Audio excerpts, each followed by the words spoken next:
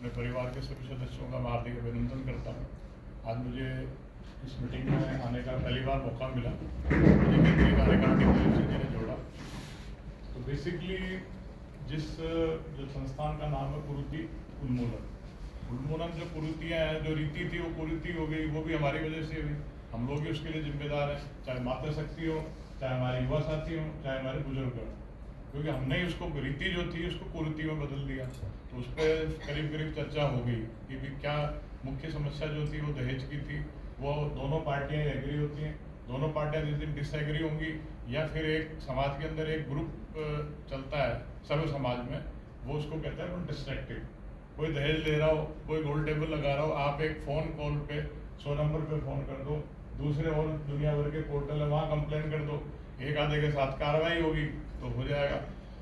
इसी में मेरा एक सुझाव देते हुए मैं कहना चाहता हूँ कि जिस प्रकार से दहेज मुक्त कोई शादी होती है, वहाँ पे हमारे संगठन के, हमारे संस्थान के 5 लोग जाएं, वो दहेज मुक्त शादी का एक अपनी तरफ से 5 सदस्यीय दल हो, वो जाके एक सर्टिफिकेट भी उनको दे दे कि भाई अब होता क्या है कि हमारे जो अखबारों में जो खबर आती है वो करीब फैब्रिकेटेड होती है, और अगर उस पर अगर कोई डिस्ट्रक्टिव एलिमेंट सोसाइटी का, अपन कहें अदर कास्ट, अगर वो संज्ञान ले ले कि साहब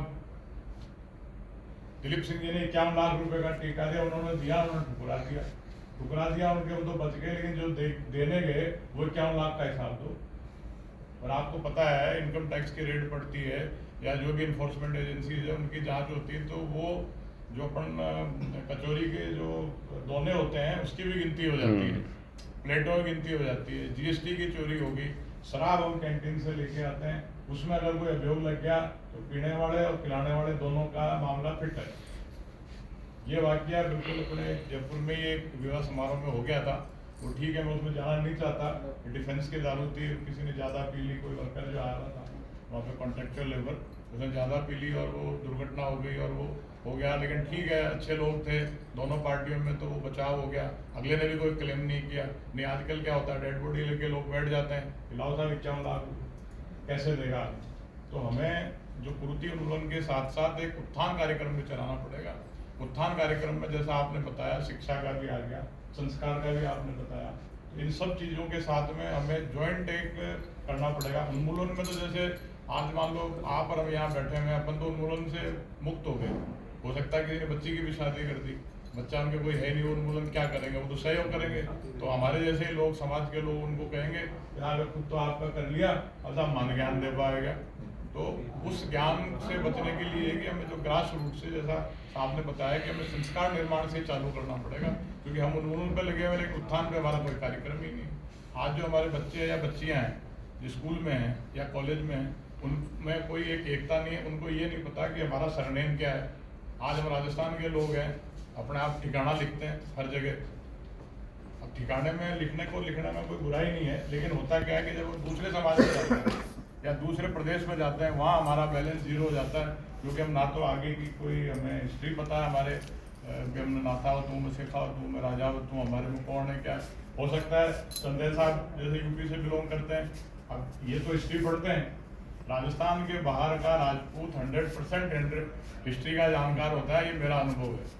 आज महाराणा प्रताप को हम जितना नहीं पूछते, उससे ज़्यादा दूसरे स्टेट के लोग पूछते हैं और वो हुंकार भरते हैं, और वो मतलब मैं बता रहा हूँ बड़े चौपाल के अंदर लड़ लेते हैं अगर किसी महापुरुष को कोई गाली दे तो। और हम लोग जो राजस्थान के निवासी हैं, जिसके पीछे एक पूरे देश के अंदर राजपूताना जो वर्ड बना हुआ है, और हम भी एक करनी सेना का जो उद्भाव हुआ, जो प्रभाव हुआ, उससे एक जय राजपूताना का एक नारा सीख के पत्थर को कर दे पानी पानी, जय भवानी जय भवानी। लेकिन अगर वार्ड में 5 आदमी, अगर कोई बदमाश आ जाए वार्ड में या घर में कॉलोनी में, तो हमारे में से 5 आदमी बाहर नहीं आते। आज हम लोगों ने ये सब्जेक्ट से थोड़ा सा अलग है, नहीं उत्थान की बात है। आज हम किसी सोसाइटी में शामिल नहीं होना चाहते, चाहे वो कॉलोनी की विकास समिति हो, क्या नहीं यार आप लोग कौन करेंगे, 4 आदमी गाड़ियाँ देती दे ली, आपने कहीं फर्क पड़ पा बेन गाड़ियाँ दे, आपने पुरुषा ने महापुरुषा ने गाड़ियाँ दे दे, लोकसभा में दे दे, विधानसभा में दे दे, वार्ड में दे दे, कोई आपने मूर्ति तोड़ जाए, कोई बालो तोड़ जाए। लेकिन अपन बाल्य रिश्ते के लिए अपने शक्ति संचय करना पड़ेगा, चाहे हमारी मातृ शक्ति है। मैं तो इनको धन्यवाद देता हूँ कि आज इनके पूरे विश्व के अंदर एक ही वेशभूषा में जाती है जहाँ भी जाती है। हम कोई तो कुर्ता पजामा पहन लेते हैं, कोई पैंट को शर्ट पहन लेते हैं, कोई टाई लगा के बाबूजी बन जाते हैं।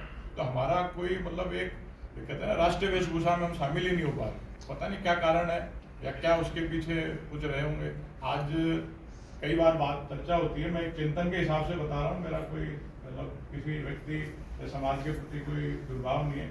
आज राजपूतों के पहनावे की दुकानें खुल गई, चाहे वो जोटवाड़ा जयपुर हो, चाहे BGS जोधपुर हो, और हर शहर के अंदर, हर गांव के अंदर होगी।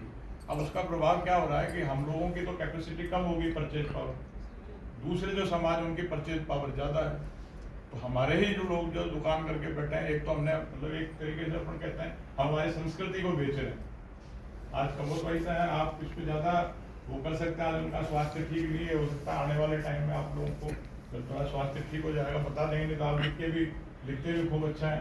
तो ये बता सकते हैं कि हम, जैसे साहब ने बताया कि आज बटन लगाना नहीं आता, किसी को गोटा लगाना नहीं आता, सब्जी बनाना नहीं आता, लहसुन नहीं छिलना आता। और वहीं हम दूसरी तरफ देखते हैं फूड ब्लॉगर आते हैं, तो वो सारे दिन हांडी लेके और बैठे रहते हैं कि वैशाली का फोटो आता है, कहीं मानसरोवर का आता है, फलाना हेरिटेज होटल बने थे भैरव सिंह जी की आप नीति का आज वो नहीं है इस दुनिया में, लेकिन हम उनका बहुत बहुत आभार प्रकट करते हैं इस मंच के माध्यम से कि उन्होंने एक हेरिटेज होटल कॉन्सेप्ट को लाए।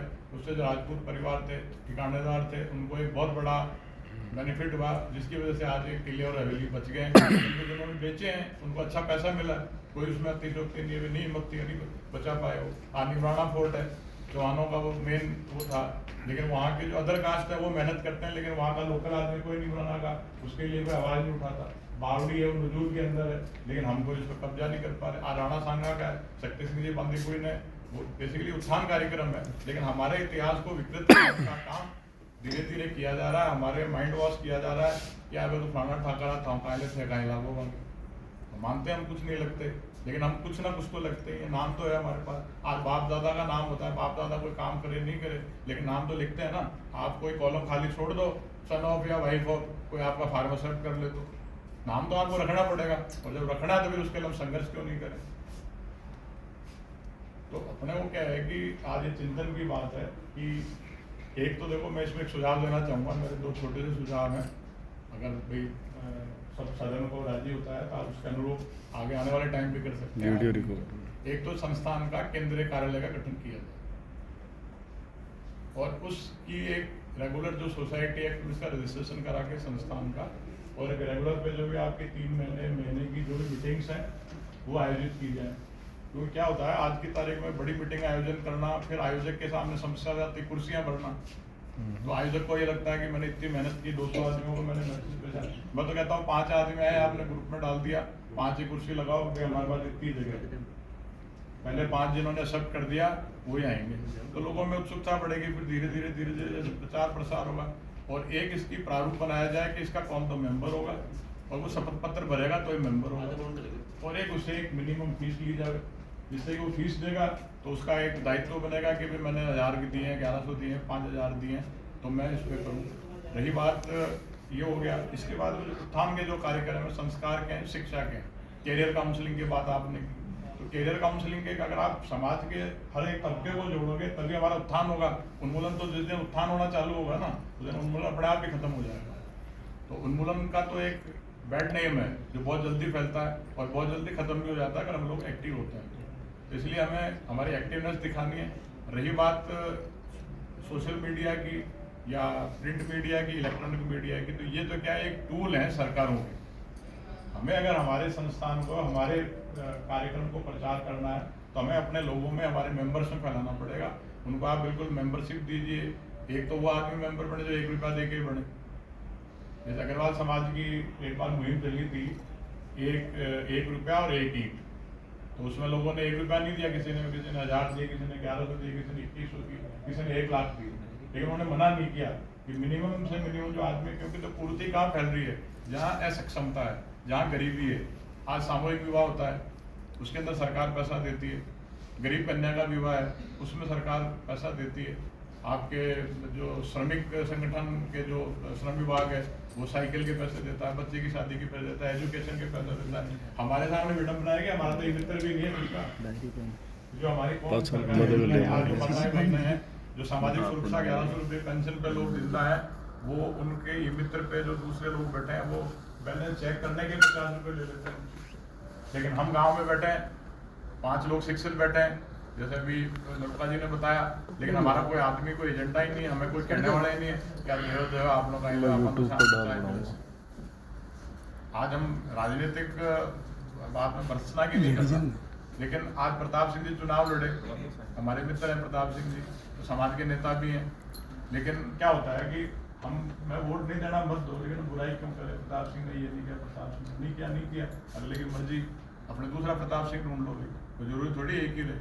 आज हमारे को संगठन नहीं रहना चाहता कि नहीं यार वो तो ऐसी बातें करते हैं, मत करो यार, तुम किसी के साथ तो जुड़ो, इसके करने के साथ जुड़ जाओ, श्री करने के साथ जुड़ जाओ, राजपूत सभा के साथ जुड़ जाओ, भवानी निकेतन के साथ जुड़ जाओ। हमारे पास इतने बड़े बड़े संस्थान हैं, जयपुर का अगर अपन कहें तो राजपूतों का कहते हैं हम लोग, ओंकार भरते हैं हर जगह भी हमारे पास खूब पड़ी है, लेकिन विचारधारा की बात है, उनकी विचारधारा अलग है, हमारी विचारधारा क्रांतिकारी है कि हम चाहते हैं कि क्रांति हो समाज की क्रांति के लिए तो क्रांतिकारी चाहिए।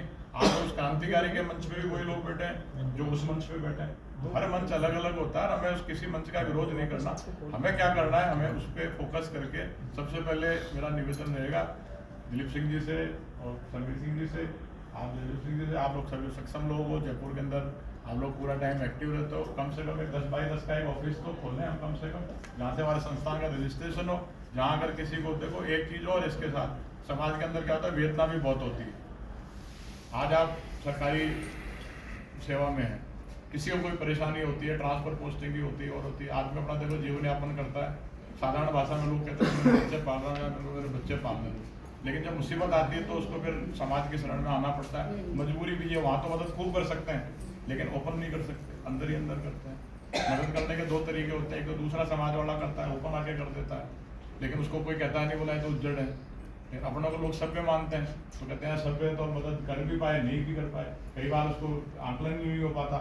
जैसे आज समीर सिंह जी हैं जो पोस्ट पे थे, अब वहाँ अगर कोई आदमी गया, व्यक्ति विशेष गया, उसने कोई भी सिंह लगा दिया, सिंह संवैधानिक अधिकार है, कोई भी लगा सकता है, अब लगा लिया, अब इन्होंने जाके रिप्रेजेंट किया, ये नहीं समझ पाया या वो नहीं समझ पाया तो हो सकता काम नहीं हो।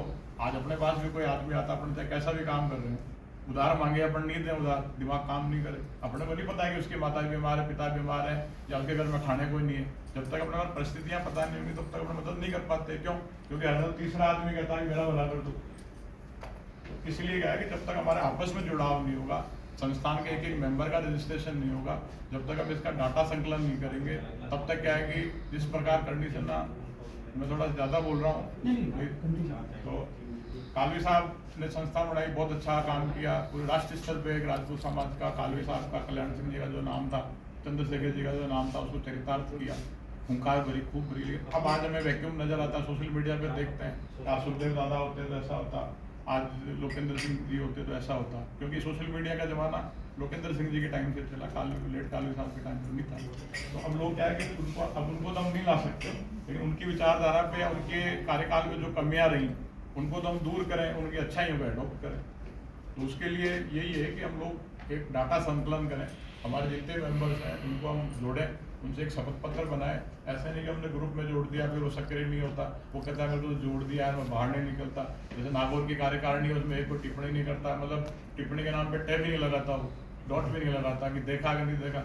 वो आप जागली साहब में देखोगे, उसमें जाके इन्फॉर्म है कि साहब कितने लोगों ने देखा कितने नहीं देखा। कई तो ऐसे लोग होंगे जो उसको देखते ही नहीं, देखते डिलीट मार के छोड़ देते।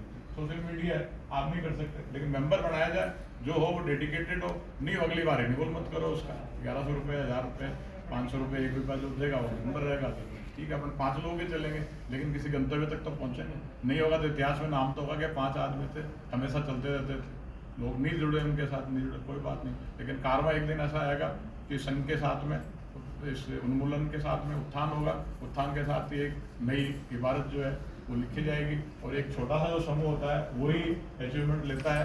भीड़ कभी कोई निर्णय नहीं ले पाती, भीड़ आती है, नाश्ता करती है, पानी पीती है, फिर कई बार लाठीचार्ज हो जाता है और घर चली जाती है। तो ये मेरा आपसे निवेदन था। उन्मूलन और उत्थान के संगठन के लिए मेरी बहुत बहुत शुभकामनाएं, और आप सब ने समय निकाला उसके लिए बहुत बहुत आभार और मुझे बुलाया।